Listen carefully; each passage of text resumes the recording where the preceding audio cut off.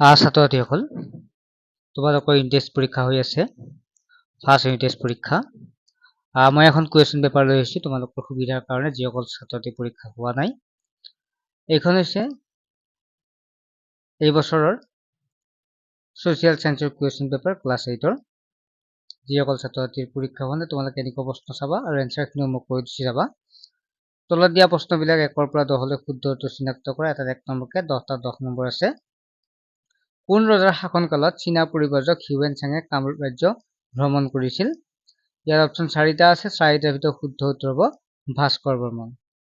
ছাত্ৰ ছাত্ৰীসকল, তাৰ আগতে তোমালোক অৱগত কৰিব বিচাৰো যে আমাৰ এটা অনলাইন টিউশ্যন হৈ আছে। বহু ছাত্ৰ ছাত্ৰীয়ে ইতিমধ্যে সঁহাৰি জনাইছে। এই বছৰ আমি প্ৰত্যেক বছৰতে এইবাৰ আমি অনলাইন টিউশ্যন কৰি আছো আৰু বহুতে চক খাই এইটো কাৰণে যে পেমেন্টটো শুনিলে আমি সকলোতকৈ সদায় কমত ক্লাছ কৰোঁ প্ৰত্যেক বছৰতে। এইবাৰ তোমালোকৰ এটা অফাৰ দি আছো। মাত্ৰ 299 টকাত তোমালোকে ক্লাছ কৰিব পাৰিবা। যদি আমি 999 আছিল, বহু ছাত্ৰ ছাত্ৰীয়ে কোৱাৰ কাৰণে 599 মানে 600 টকা, এতিয়া আমি 299 টকাতে তোমালোক এবছৰ পঢ়াম। ক্লাছ 8, 9, 10 ষ্টুডেণ্টৰ বাবে এই ভাল খবৰ। যিসকল ছাত্ৰ ছাত্ৰী জইন হ'ব বিচাৰে, কেৱল আজি আৰু অহাকালিৰ বাবেহে তোমালোকৰ এই অফাৰটো উপলব্ধ। যিসকল ছাত্ৰ ছাত্ৰীয়ে আজি আৰু অহাকালিৰ ভিতৰত পেমেন্ট কৰে, তোমালোকে 299 টকা পেমেন্ট কৰিলেই হ'ল। আমি মেথছ, সায়েন্স, ছ'চিয়েল সায়েন্স আৰু ইংলিছ গ্ৰামাৰ পঢ়াই দিম, য'ত তোমালোকক লাইভ ক্লাছৰ জৰিয়তে সকলোখিনি বুজোৱা হ'ব।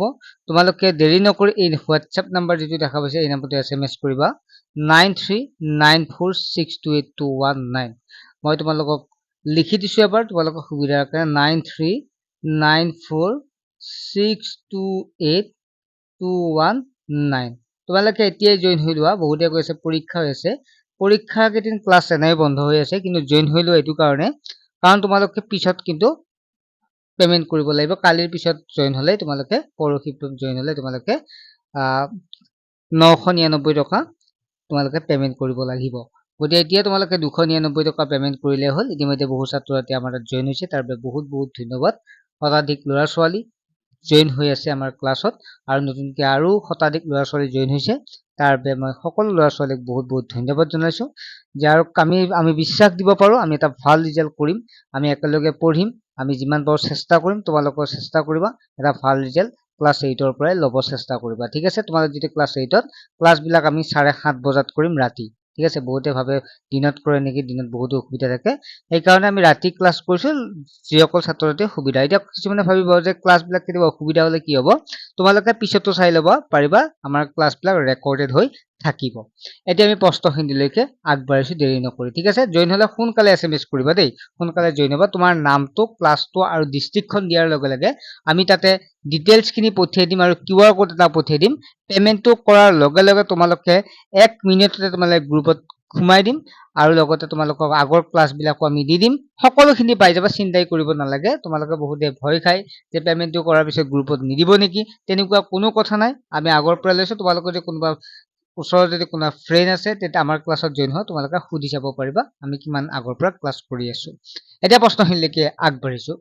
আমি প্ৰথমটো কৈ দিলো। 2 নম্বৰ প্ৰশ্নটো আছে চুতীয়াসকলৰ শ্ৰেষ্ঠ ৰজা কোন? এইবিলাক আমি পঢ়াইছোৱে। যিসকল আমাৰ ক্লাছত আছে তোমালোকে চকু টোপোনাই কৰিব পাৰিবা, হয় নহয়? এইবিলাকতো একেবাৰে পঢ়াইছোৱে। চুতীয়াসকলৰ শ্ৰেষ্ঠ ৰজা হৈছিল বীৰপাল। তাৰপিছত দখনা কোন জাতিৰ মহিলাসকলে পৰিধান কৰে? দখনা সদায় বড়ো জাতিৰ মহিলাসকলে পৰিধান কৰে। নগাহাট শব্দটোক তলৰ কোনটো শব্দক বুজায়? গতিকে নগাবোৰক দান দিয়া মাটিক বুজায়। গতিকে 4 নম্বৰ শুদ্ধ উত্তৰ হ'ব।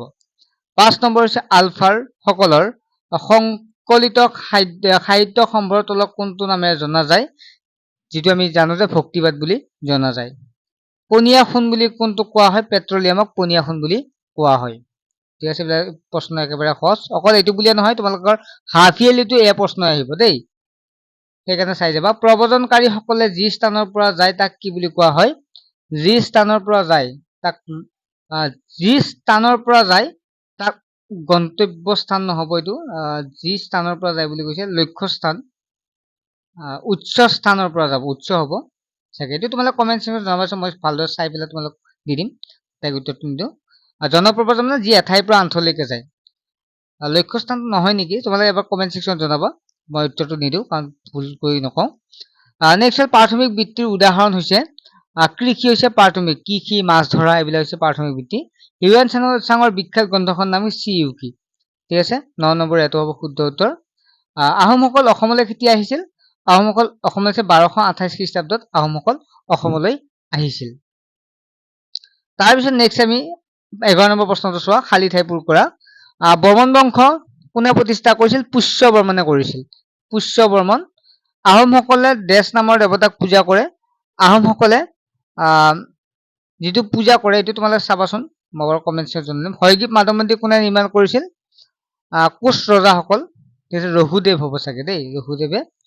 মই এনচাৰটো চাই কৈ আছো তোমালোক। তাৰপিছত এইটো তোমালোকে হয়গ্ৰীৱ মাধৱ মন্দিৰ, এইটো ৰঘুদেৱ হ'ব দেই, ৰঘুদেৱে হ'ব।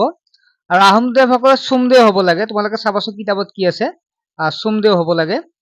ঠিক আছে, নেক্সট হ'ল মহাদেশত জনসংখ্যা সৰ্বাধিক, এছিয়া মহাদেশত জনসংখ্যা সৰ্বাধিক। ঠিক আছে, উচ্চভূমি অঞ্চলত ডেছ পদ্ধতিৰে খেতি কৰা হয়। উচ্চভূমি অঞ্চলত কি কৰে?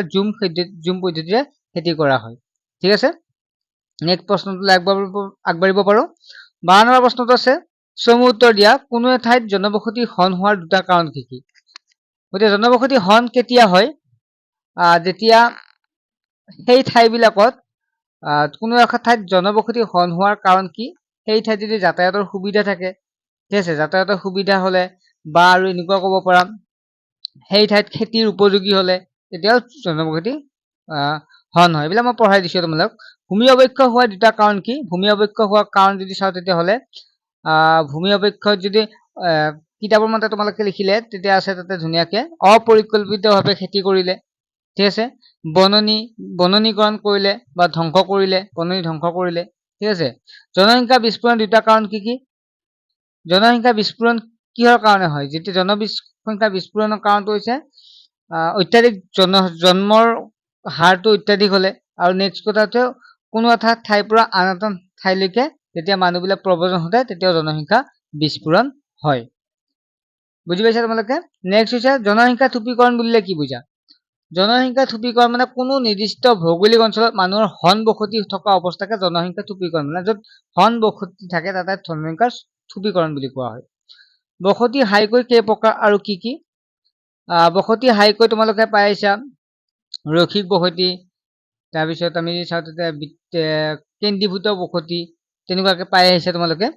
যোগিনী তন্ত্ৰ মানে কামৰূপ ৰাজ্যক কেইটা ভাগত ভাগ কৰা হৈছিল? এইটো চাবা, এইটো আছিল 4 প্ৰকাৰ আছিল, যেনেকুৱাকে সোমপীঠ, চৌমাৰপীঠ, কামপীঠ, তেনেকুৱাকে 4 প্ৰকাৰ আছিল। চাবা তোমালোকে। কেতিয়া আৰু কোনে অসমত আহোম ৰাজ্য স্থাপন কৰিছিল? আহোম ৰাজ্য স্থাপন কৰিছিল তেখেত আছিল চুকাফাই। 1228 খ্ৰীষ্টাব্দত আহোম ৰাজ্য প্ৰতিষ্ঠা কৰিছিল। দেশ সংগঠন আৰু আহোমসকলৰ হাতত লোৱা অভিনৱ ব্যৱস্থা কি আছিল? তোমালোকে চাবা, আৰু মই আৰু কৰি থকা নাই। ভক্তিবাদ আন্দোলন গঢ়ি উঠা দুটা কাৰণ কি আছিল? চমু টোকা লিখা মীৰাবাই। তাৰপিছত আছে কবিৰ কিয় হিন্দু আৰু ইছলাম ধৰ্মৰ লোকৰ মাজত জনপ্ৰিয় আছিল? তাৰপিছত ক অংশত খ অংশ মিলাব দিছে। এতিয়া চোৱা, তোমালোকে জানা মাধৱ কন্দলীয়ে কি কৰিছিল? ৰামায়ণ অসমীয়ালৈ অনুবাদ কৰিছিল। ঠিক আছে, গতিকে ৰামায়ণ অসমীয়ালৈ অনুবাদ কৰিছিল মাধৱ কন্দলীয়ে। সুকুমাৰ বৰকথাই কি কৈছিল? হস্তি বিধানৰ পুথি। চুকাফাই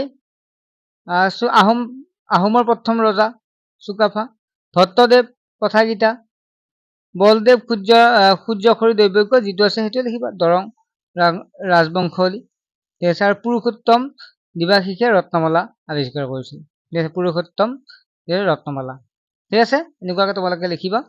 শৰাইঘাট যুদ্ধ কাৰ কাৰ মাজত হৈছিল? ইয়াৰ ফলাফল কি কৈছে? গমে পাইছা, শৰাইঘাট যুদ্ধ কাৰ কাৰ মাজত হৈছিল?